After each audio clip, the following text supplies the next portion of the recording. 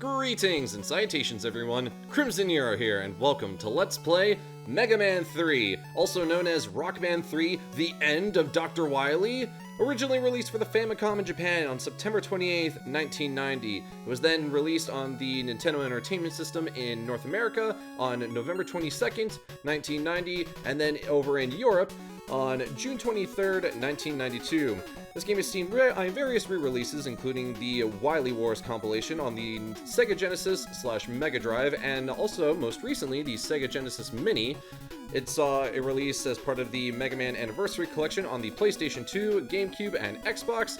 It saw various re-releases on online marketplaces, including the Wii, 3DS, and Wii U Virtual Consoles, and the PlayStation Network, and has also seen releases on the Xbox One, PlayStation 4, and PC through Steam, through the Mega Man Legacy Collection, which is what I'm playing today. So one thing that I wanted to make very clear about why I'm spending so much time on this, on the title screen is the fact that, yes, while it is an extremely good theme and definitely one of the best the kind of main menu or intro themes to a classic Mega Man game, A, I do prefer 2's opening, but also B, one of the things that was very important about TVs back in the day, specifically CRTs, is the fact that you could actually burn an image onto your screen if you keep the same picture on it for too long. Mega Man 3 has no sort of demo feature, so like, you know, play like a demo clip of gameplay or anything, or like repeat the intro or whatever. It just has Mega Man 3 there as long as you want, unless you press the start button to actually begin the game. So you could potentially have Mega Man 3 burned into your old-fashioned CRT forever if you wanted. So, just a weird thing that I happened to notice. Anyways, we got a brand new Mega Man game here. We got 8 new Robot Masters, and you know, I want to make sure that that I start off on the right foot, that I really choose the right Robot Master to start out with, and then just go from there and just give a really solid performance. I want to make sure that I'm always at the top of my game. So let's start with Top Man. Let's go!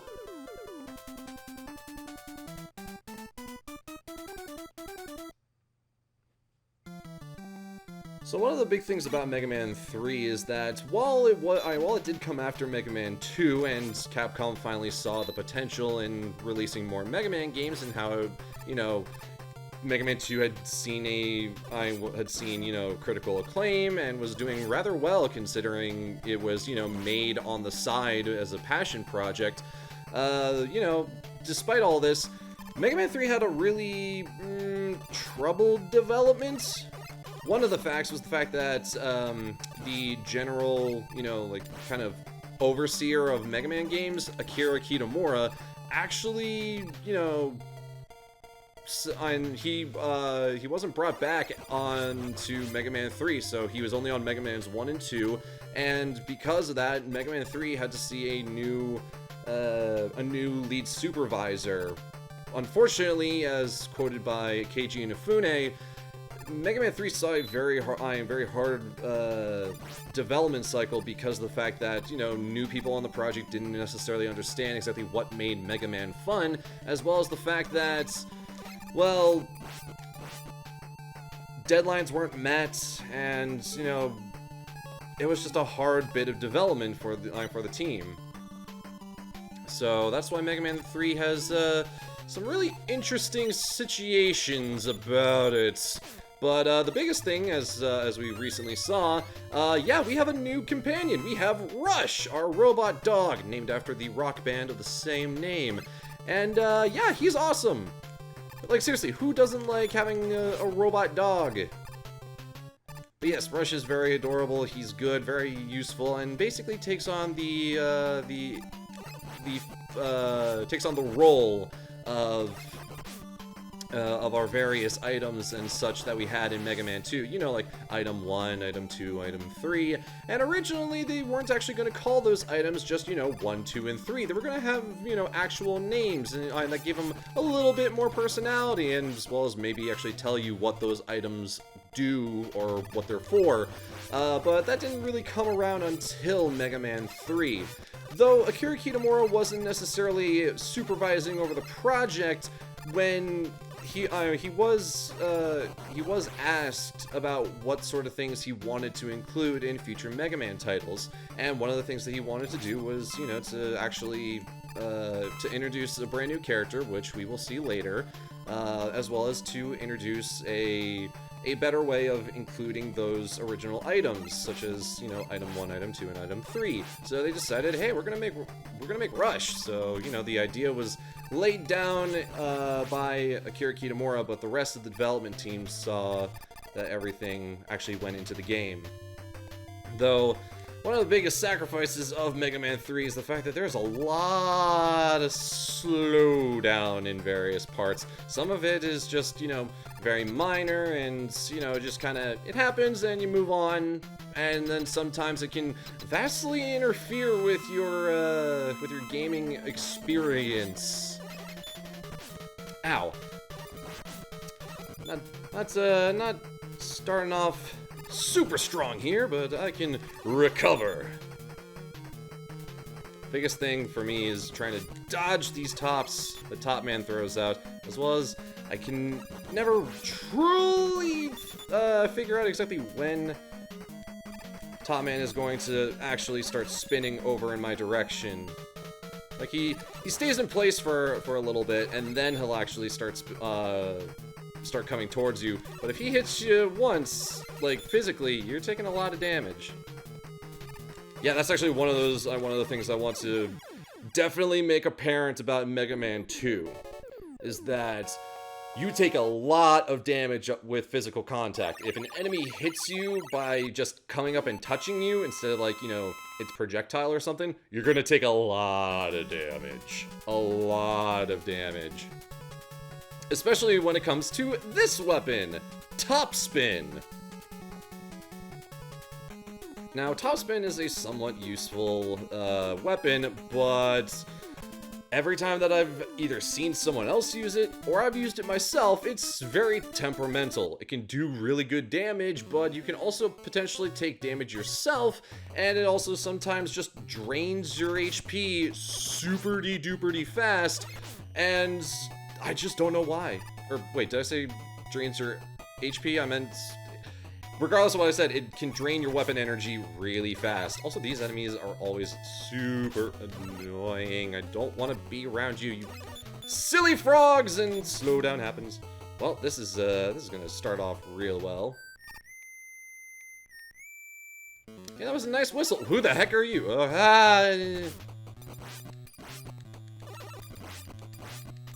Yeah, this is one of those enemies where I'm like, ow. I would much rather take a bullet from this guy and take a small amount of damage rather than, yeah, running into him and taking a lot of damage. Yeah, I knew things just weren't gonna go well once those silly frog enemies started just wailing on me. There's times in which I just think, oh yeah, I can totally figure out exactly when their jump arc is and stuff like that, but then there's just times where, you know, I fail to do it once, and then I fail to do it 4 times, and then suddenly half my health is gone, so, you know, whatever, it's fine. Alright, I'm back with a vengeance. Come on! Ow. I've never really been too fantastic about fighting this guy. Even though, like, his pattern isn't hard at all. He keeps doing the same, you know, run and gun, really jump and shoot routine. But I'm not necessarily the best at, like, constantly making sure that I get the right timing to get the maximum amount of damage off on him. But, you know, we've dealt with him, he's done, moving on. And now it's time for, like, one of people's favorite rooms in Mega Man 3. I don't know why people just really like this room. I do too. I mean, like, the starry effect is really cool and all, but I also can't really see where I'm going, so, but that's kind of the point. But yeah, this room's cool.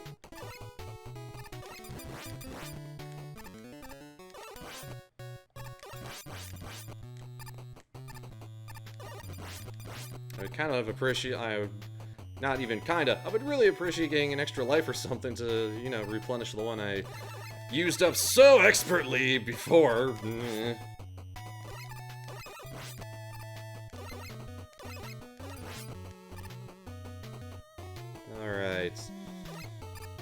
Last major section before the boss door right here, and just gotta be really, really careful. These are long gaps, and enemies are coming from above that could easily hit me down into these bottomless pits.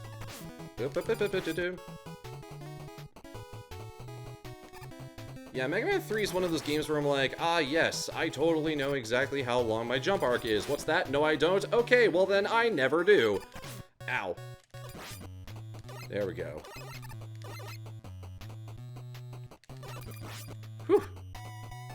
Thought I was gonna take damage there, for sure, but I was wrong. Alright. Ooh, look at this fancy new HUD we have. It's kinda hard to navigate sometimes. It's a little clunky. But luckily they fixed that in later Mega Man games. Got him. Yeah, Shadow Man. Didn't even really talk about him, unfortunately, but Shadow Man's probably my favorite robot master from this game. I really like his design. I mean, he's a ninja. Who wouldn't like him? As well as his weapon, the Shadow Blade, is really, really good. It's basically the equivalent of this game's Metal Blade, just actually balanced. Alright, so with Shadow Man out of the way, we can move on to... Let's go over to Sparkman.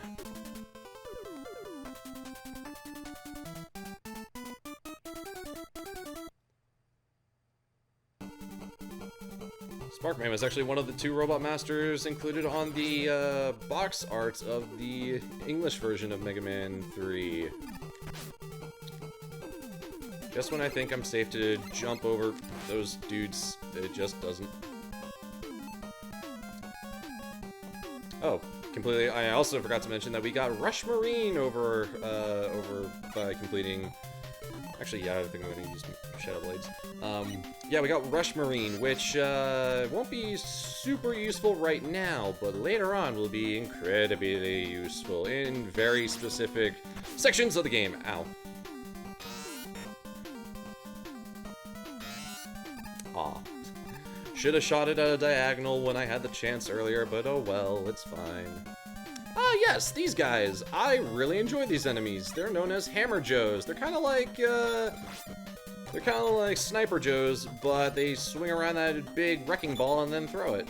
But the cool thing about them is that almost every single time that you encounter them in the game, you start on the screen in a situation where, you know, they can't hit you, at least until you move into their range, which I think is really cool. It's like I was able to see exactly, you know, where... I was able to, you know, because of the level design, I was able to study exactly where you know, where the Hammer Joe is, what his throwing arc is, and to know exactly that, oh hey, that's a bad spot over there to be, but luckily I don't start over there, so the only reason why I would actually take damage is if I was the one to actually, you know, move into its range, which I think is a really cool concept for an enemy. I like it when games make you feel like you're the like you made a mistake, but you know why you made the mistake. Like, you got hit because you made this mistake and you know why you made it. Rather than, you know, oh hey, I got randomly hit by something, I don't know what, am I ever gonna find out? No, because, you know, that just annoys players and that's not always fun.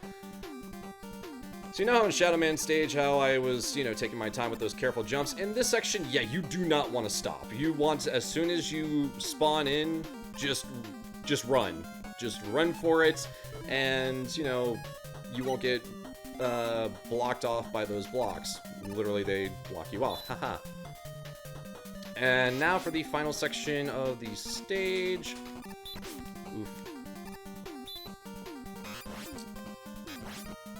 Yeah, some people like to just, you know, go in really, really fast and do really short hops to get through this part of the stage, just so that they can avoid these nuts and bolts. Yes, they are literally called that.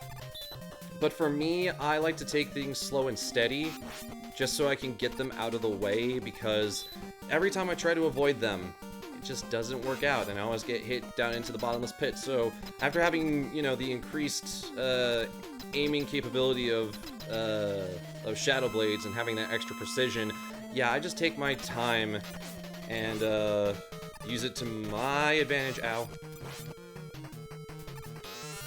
Oh, you... Alright, fine. Never mind.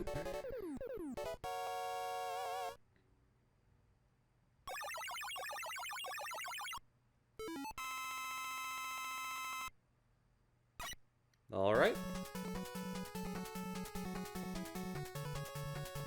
You got Spark Shock.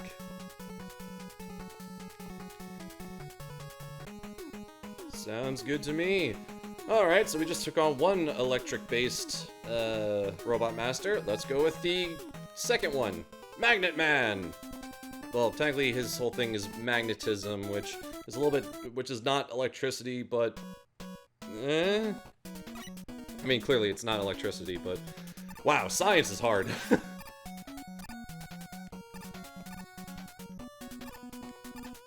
If only you were going the other way, you could take me for a nice little ride.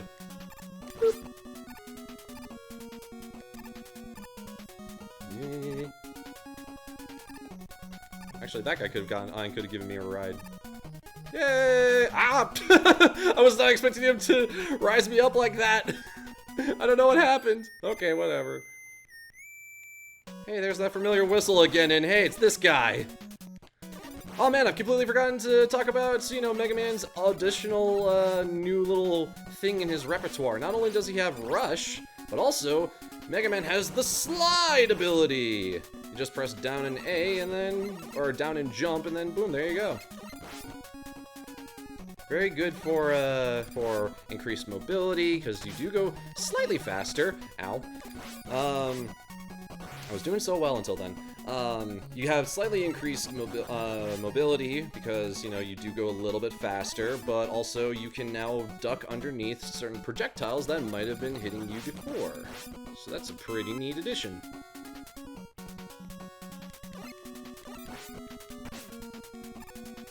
Probably should have switched over to the Metal Blades, to the Shadow Blade for that enemy, but oh well, it's fine.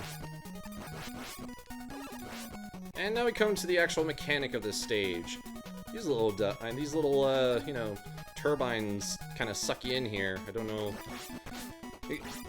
I mean, they are what they are. They're just turbines, or, I guess. Wind suction things. Are we in a wind tunnel now? Wait, wind tunnels blow you they blow you away, don't suck you in? I don't know how that works, actually. I never claimed that I was a science major. Because, well, I'm not a science major.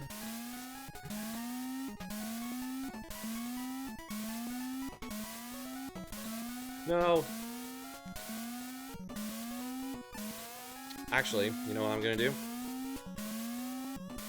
Nope, that did not go as well as I thought it would. There we go. Haha, yes. Yeah, as long as you stay away from the, you know, the turbines, whatever they're supposed to be.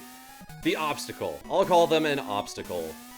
As long as you stay away from the obstacle, you should be fine. Especially this one. Do not go underneath to the bottommost disappearing, reappearing block, and you should be fine. Alrighty.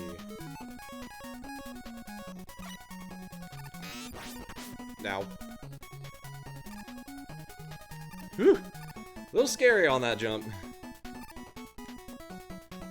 I really want this this health right here, so I'm gonna just take a couple extra seconds to take care of that, and we're good to go, despite respawning this enemy. But haha, I dodged your bullet. And now we have the... I thought that was actually going to hit. Oh well.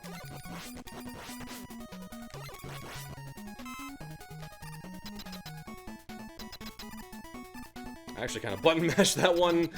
I was like, oh yeah, I think I'll maybe get the enemy, but I won't get the missile. But then I just magically spun around and got both, so it's okay. Spark Shock! Yep.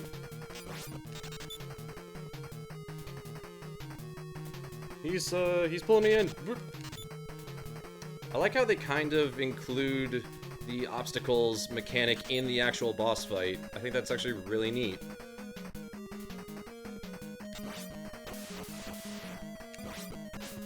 Teaching mechanics through level design. Haha. Which Mega Man has always actually been fairly good about doing. So, hey, good on you, designers. You did something actually really cool.